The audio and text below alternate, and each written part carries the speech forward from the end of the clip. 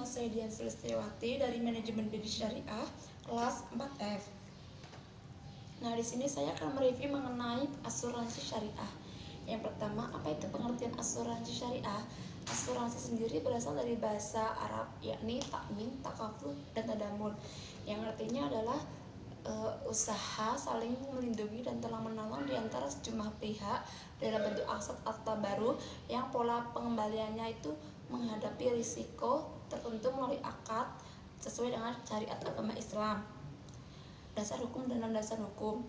Nah, diambil dari Quran surat An-Nisa ayat 9 yang berbunyi, dan adalah takut kepada Allah orang-orang yang seandainya meninggalkan di belakang mereka anak-anak yang lemah, yang mereka khawatir terhadap kesejahteraan mereka. Oleh sebab itu, hendaklah mereka bertakwa kepada Allah dan hendaklah mereka mengucapkan perkataan yang benar. Selain itu, ada dua hadis. Yang pertama, barang siapa yang memenuhi kebutuhan saudaranya, Allah akan memenuhi kebutuhannya. Hadis riwayat Bukhari, Muslim, dan Abu Daud. Yang kedua, perumpamaan orang-orang mukmin dalam berkasih sayang dan bercinta adalah bagaikan sebatang tubuh.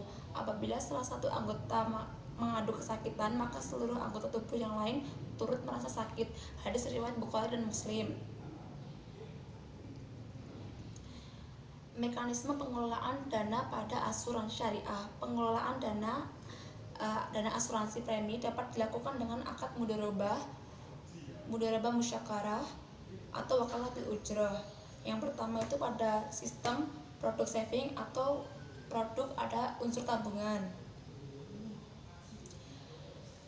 Setiap peserta wajib membayar sejumlah uang atau premi secara teratur kepada perusahaan. Besar premi yang akan dikeluarkan tergantung pada kondisi keuangan peserta. Namun, perusahaan tetap mewajibkan minimal jumlah dari pembayaran premi tersebut. Kemudian, dari premi tersebut akan dipisahkan dengan dua rekening berbeda. Yang pertama itu ada rekening tabungan, di mana rekening ini dapat diambil oleh peserta ketika si perjanjian tersebut sudah berakhir, ketika peserta sudah meninggal atau peserta mengundurkan diri dari asuransi. Yang kedua ada rekening khusus, yaitu rekening yang menampung seluruh dana tabaruk yang telah diniatkan oleh peserta untuk usaha saling menolong. Dan bagaimana sistemnya? Jadi, sistem pada produk saving ini, kumpulan premi takaful akan disatukan ke dalam kumpulan dana peserta dan akan diinvestasikan sesuai dengan syariat agama Islam. Tiap keuntungan dari hasil investasi setelah dikurangi dengan beban asuransi akan dibagi menurut prinsip al-mudharabah.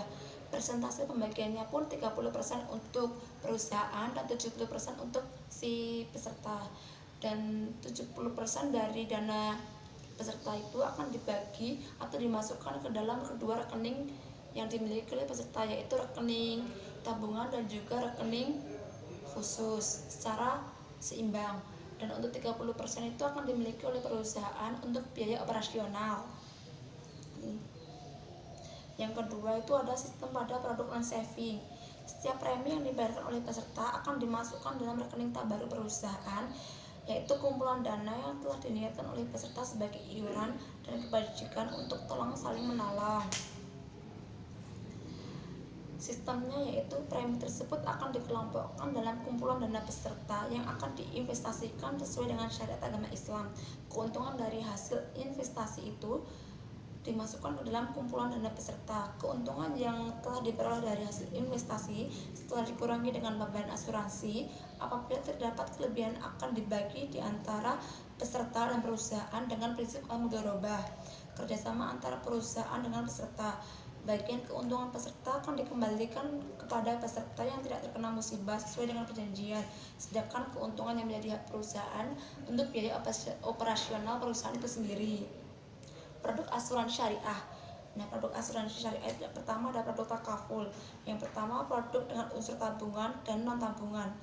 Produk dengan unsur tabungan, premi yang dibayar peserta kepada perusahaan dimasukkan ke dalam rekening tabungan dan rekening khusus.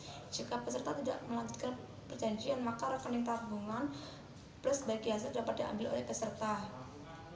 Yang kedua, produk non tabungan, produk yang tidak dimiliki unsur tabungan. Premi yang dibayar oleh peserta hanya dimasukkan ke dalam rekening khusus, yaitu rekening tabaruk. Produk dengan unsur tabungan, yang pertama ada produk dana pendidikan.